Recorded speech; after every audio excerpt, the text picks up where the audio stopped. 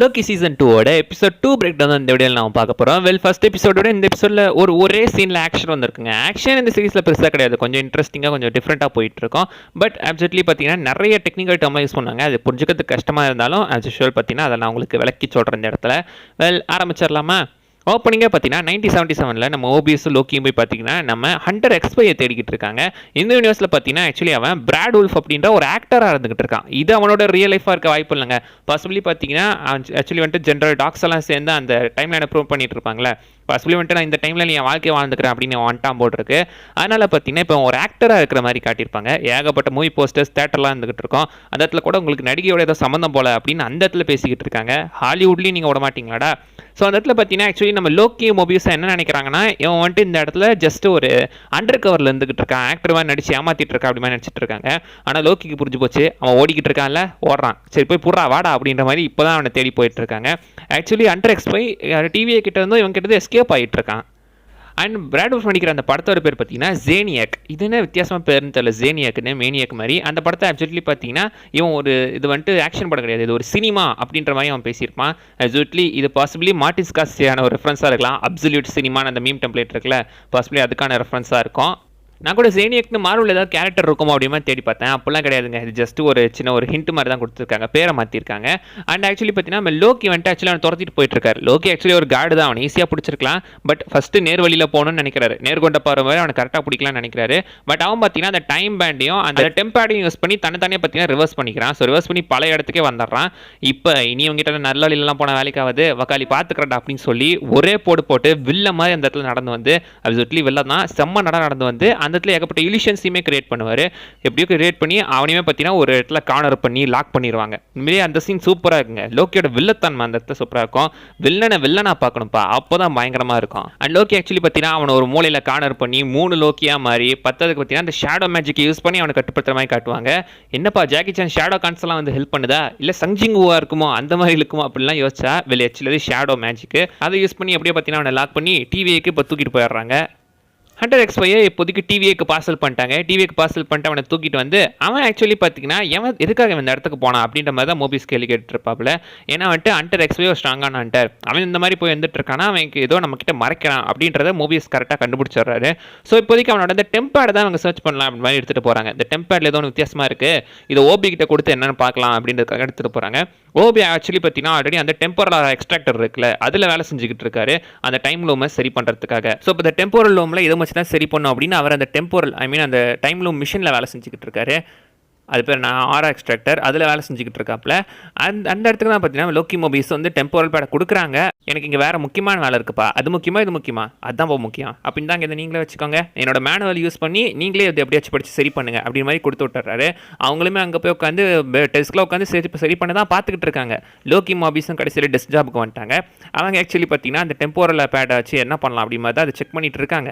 இவன் வந்துட்டு ஆக்சுவலி இது வந்து ட்ராக்கரை மாடிஃபை பண்ணியிருக்கான் அப்படின்ற மாதிரி தான் ஹண்டர் எக்ஸ்பை அவங்க கிட்ட மென்ஷன் பண்ணியிருப்பான். ஸோ அதை நம்ம வச்சு நம்மளால ரிவர்ஸ் ட்ராக் பண்ண முடியுமா அப்படின்றத செக் பண்ணுறதுக்காக தான் அவங்க ட்ரை பண்ணிட்டு இருக்காங்க.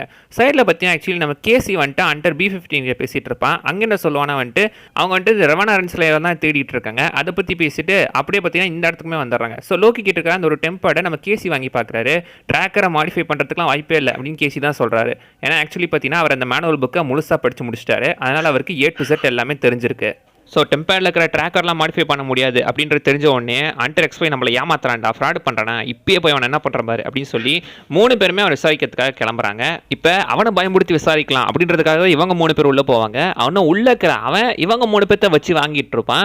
3 பேரையும் பார்த்தீங்கன்னா வேர்ட் ப்ளே பண்ணுவாங்க. லைக் ஹண்டர் B-15 வெளியே உனக்கு ஒரு வாழ்க்கை இருக்குல்ல, நீ தானே போன சீசனில் சொல்லிக்கிட்டு இருந்த வெளியே நமக்கு ஒரு வாழ்க்கை இருக்குது, நான் அதை நல்லா வாழணும் அப்படின்னு, இப்போ வந்து என்னைய வாழ விடாமல் பண்ணிக்கிட்டு இருக்க அப்படின்னு கேட்குறான். லோக்கியை பார்த்துட்டு நீ ஏன்டா ஹீரோ மாதிரி நினைக்கிற, நீ வில்லன்டா, நீ கெட்டவன், எவ்வளோ கொடூரம் பண்ணியிருக்க தெரியுமா, உன்னால தான் எல்லாம் செத்தாங்க அப்படின்னு லோக்கியவே ட்ரிகர் பண்ண பார்க்குறாப்புல. டேய் எத்தனை பேத்துக்கு நான் பண்ணியிருப்பேன் வக்காலி, எனக்கே விபூதிக்க பார்க்குறியா அப்படின்னு சொல்லி லோக்கி பார்த்தீங்கன்னா கிட்டத்தட்ட ஒரு வில்லன் டோனில் அவனை மிரட்ட ஆரம்பிக்கிறாரு.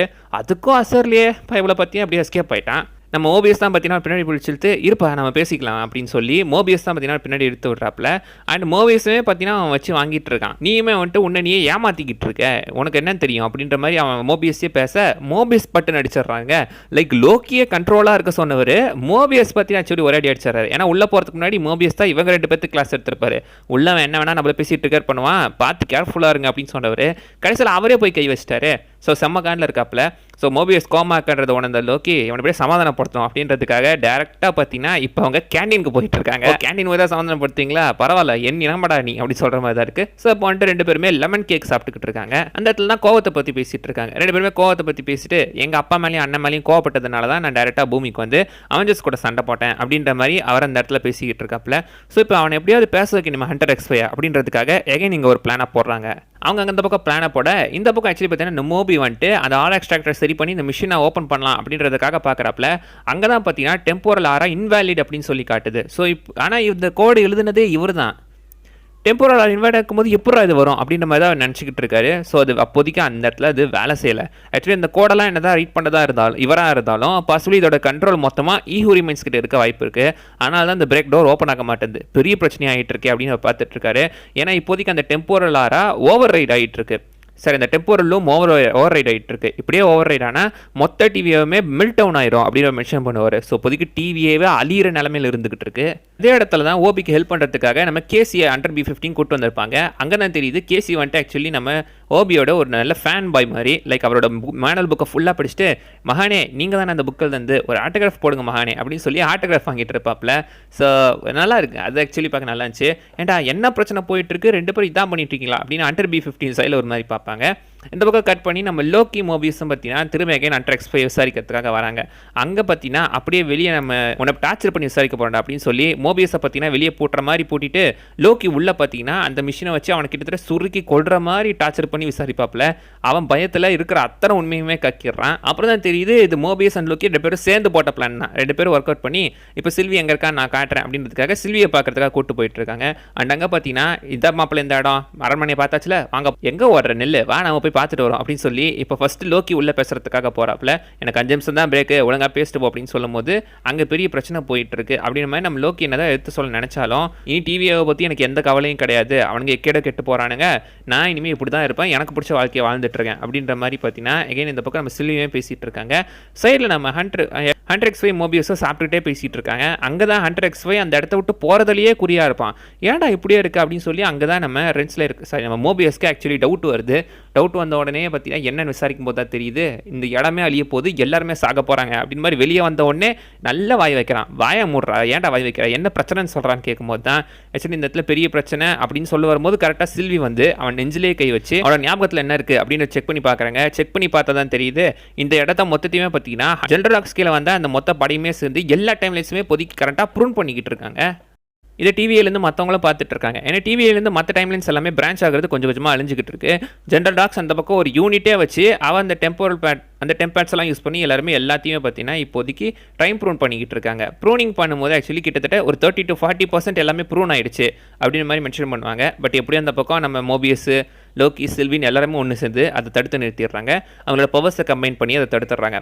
ஜெனரல் டாக்ஸையுமே அரெஸ்ட் பண்ணிடுறாங்க. ஆனால் ஆல்ரெடி அது டூ லேட். 30% அந்த பிரான்ச் டைம்லைன்ஸ் எல்லாமே அழிஞ்சிருச்சு. ஸோ அதனால் பார்த்தீங்கன்னா எல்லாருமே கொஞ்சம் வருத்தத்தில் இருக்கிற மாதிரி தான் காட்டியிருப்பாங்க.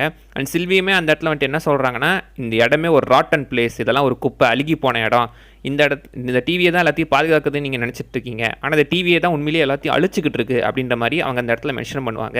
லோக்கியுமே அவ்வளோ சமாதானம் பண்ண பார்ப்பாரு. ஆனால் மசியிலேயே அந்த டைமில் தான் கேசி சொல்லுவான், சைடில் ரென்ஸ்லேயரோட அந்த ஒரு சிக்னல் வந்துட்டு இருக்கு அப்படின்னு மென்ஷன் பண்ணுவான். சிக்கிட்டாலா வச்சிடலாம் டாவல அப்படின்னு சொல்லி அவரை தேடி போக போகிறாங்க. அண்ட் இந்த பக்கம் பார்த்தீங்கன்னா சில்வி வேலை செய்கிற அந்த ஒரு கடையோட வாசலில் உட்காந்துருக்க மாதிரி காட்டுவாங்க. அந்த இடத்துல தான் ஜாக்குன்னு ஒரு பையனையுமே காட்டியிருப்பாங்க. ஜாக்குன்னு ஆக்சுவலி காமிக்கல ஏகப்பட்ட பேருக்கு பேர் இருக்குது, ஆனால் நம்ம யாரும் இந்த இடத்துல பர்டிகுலராக சொல்ல முடியாது.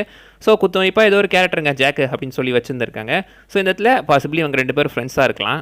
அண்ட் இதோட இந்த எபிசோடையுமே முடிக்கிறாங்க. கொஞ்சம் ஒரு இன்ட்ரெஸ்டிங்கான எபிசோடு தான். இந்த லோக்கி சீரிஸை பொறுத்த வரைக்கும் எடுத்துக்கிட்டிங்கன்னா ஸ்டார்டிங் என்னதான் சோகவாக இருந்தாலும் பாதிக்கு மேலே போக எண்டிங் வர கொஞ்சம் பரப்பரன்னு நல்லா இழுத்துட்டு போயிடுறாங்க. அந்த வகையில் கடைசியில் இந்த கிளிஃபாங்கர் விட்டுறதுல இவங்களை அடிச்சுக்கவே முடியாது, கொஞ்சம் நல்லா தான் கொண்டு போயிட்டு இருக்காங்க. அந்த வகையில் இந்த சீரிஸை கண்டிப்பாக பாராட்டி ஆகணும். எல்லாரும் தான் கைஸ் இந்த வீடியோவில் நான் சொல்ல வந்தது. அந்த விஷயம் மிஸ் பண்ணால் நீங்கள் கீழே கமெண்ட் பண்ணுங்கள். அடுத்த வீடியோவில் பார்க்குற வரைக்கும் பை பாய்.